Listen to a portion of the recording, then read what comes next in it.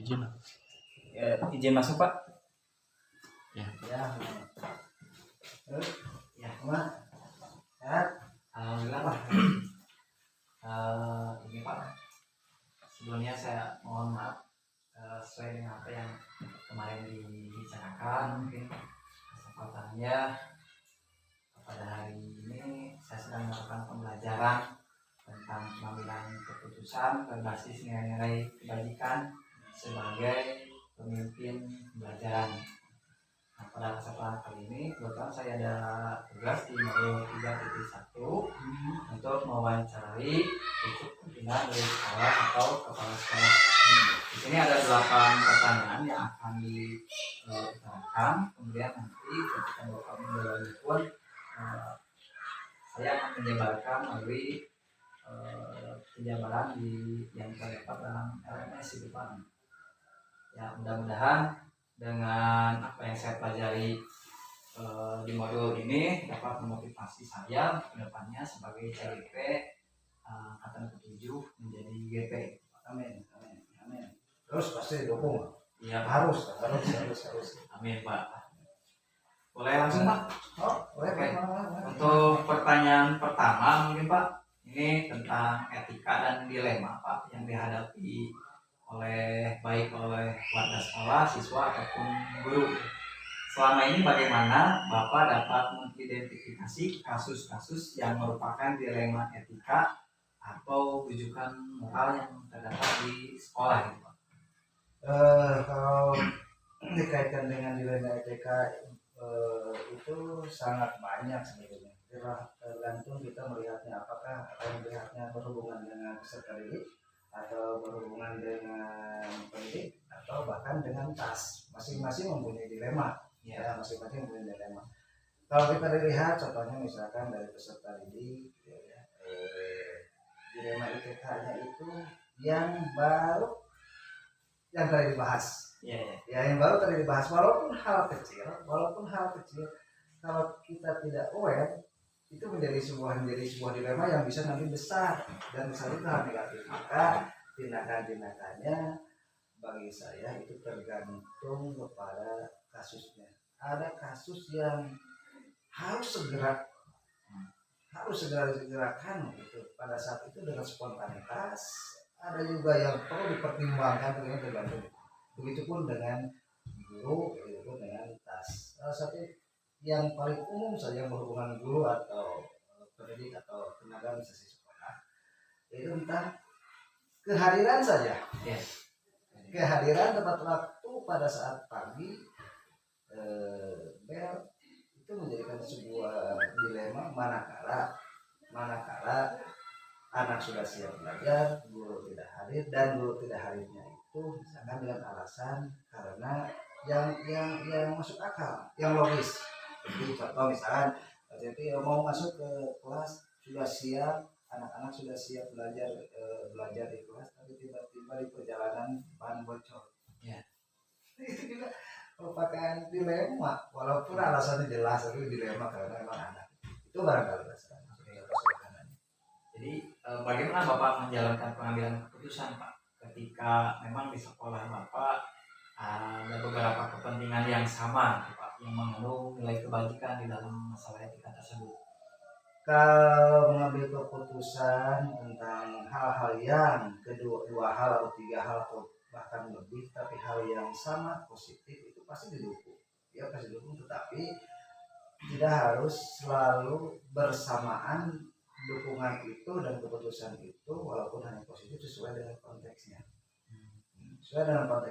Sebagai contoh, kita bahas suatu program olahraga bagus menurut si A, begini. Tapi kalau dilaksanakan di bulan Ramadan tidak bisa itu jadikan kebijakan, jadi keputusan. Laksanakan karena bagus, tapi itu maksudnya sebenarnya konteksnya. Jadi langkah-langkah atau prosedur yang bisa dilakukan dalam menghadapi hal tersebut seperti apa salah satunya Pak? Dalam memecahkan masalah yang saya laksanakan, satu permasalahannya itu dilihat dari satu permasalahannya, jenis permasalahan juga tergantung pada solusi yang akan kita ambil. Ya, contoh tadi seperti yang saya sampaikan, ada satu permasalahan begitu melihat harus pada saat itu juga Contoh kalian kalau melihat anak jatuh, oh tidak harus menunggu orang lain untuk membantu anak tersebut. Ya itu ya spontanitas kita. Ya, itu maksudnya sebagai solusi.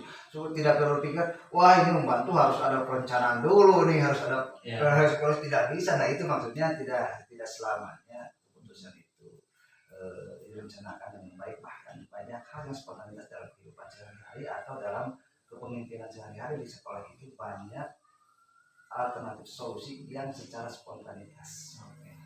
Gitu ya. Nah, ada juga yang secara terencana, sehingga kita ada alternatif solusi. Oh masalahnya masalah ini, oh alternatif solusinya A B C D, sehingga muncul digunakan tahapan-tahapan bagja, tahapan-tahapan bagja, sehingga muncullah sebuah kebijakan yang secara kebijakan itu dan secara komunitas juga dapat terima dan dipahami, sehingga bisa berjalan semua. Gitu. Ya pasti harus memahamkan segala sesuatu. Kalau menurut Bapak nih Pak, sebagai kepala sekolah, apa tantangan Bapak dalam pengambilan keputusan pada kasus-kasus dilema etika? Sebetulnya tidak ada tantangan yang besar, karena saya berprinsip ada satu masalah dilema apapun, kasus sebesar apapun, kita dalam memburu kasus itu kita bayangkan dan ambil alternatif atau solusi, tidak hanya cukup 1, 2, 3. Jadi ada 1, 2, 3, 4, 5 solusi, terus kita pertimbangkan lagi, dianalisis lagi kira-kira solusi mana yang paling efektif, sekalipun itu adalah tetap ada kerugiannya, tapi diambil yang paling efektif.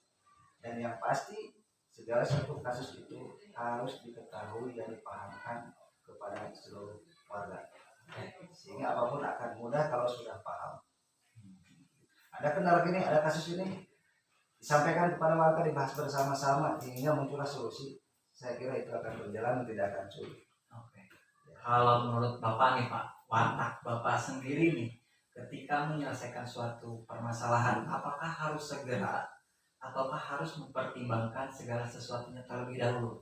Makanya balik lagi kepada yang awal, ya, bahwa kasus itu ada yang harus segera, spontanitas harus segera diselesaikan, ada yang perlu dipertimbangkan, ya ada perlu dipertimbangkan. Itu salah satu contoh misalnya, seperti kejadian kemarin misalkan, contoh pada saat kita sedang ngobrol, ada tamu yang ngobrol yang membahas tentang dengan komite dengan kemajuan pendidikan di sekolah ini, muncul misalnya tiba-tiba wartawan datang ke sini. Nah, kita berpikir itulah apakah harus menghadapi itu dulu atau ya kita selesaikan dulu, yang penting sudah diakui ada tamu. Ya, jadi itu.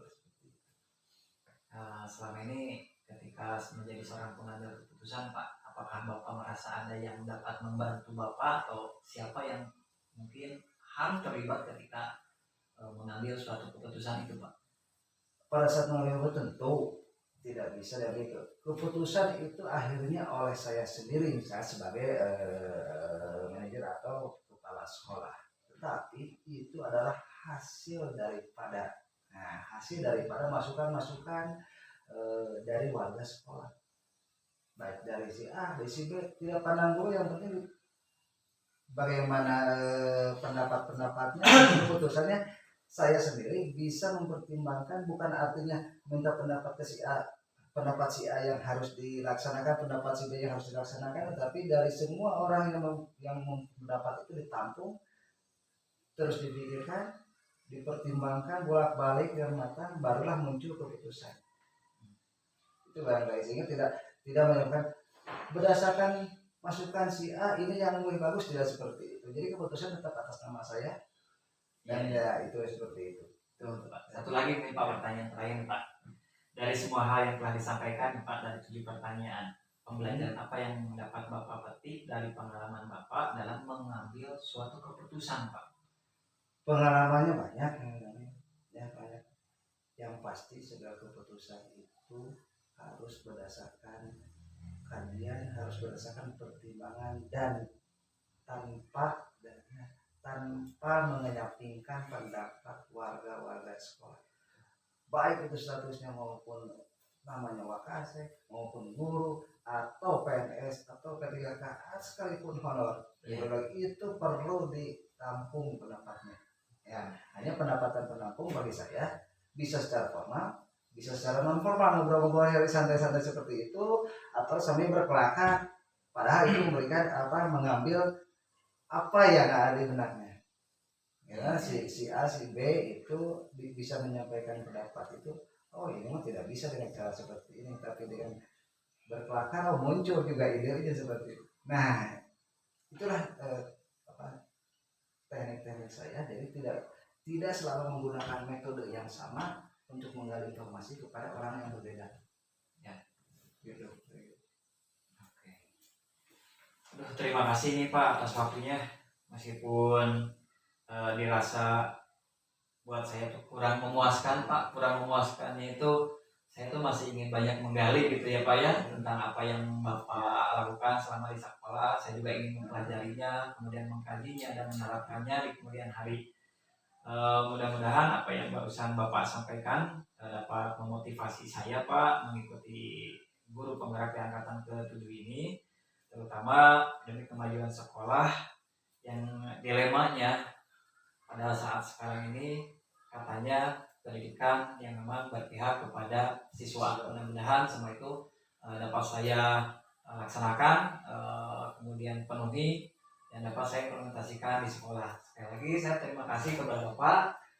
Terima kasih atas waktunya dan mohon maaf sudah mengganggu. Terima kasih Pak. Sama-sama, siap sukses jadi guru penggerak. Amin. Penggerak sekolah kita. Amin. Terima kasih Pak. Ya.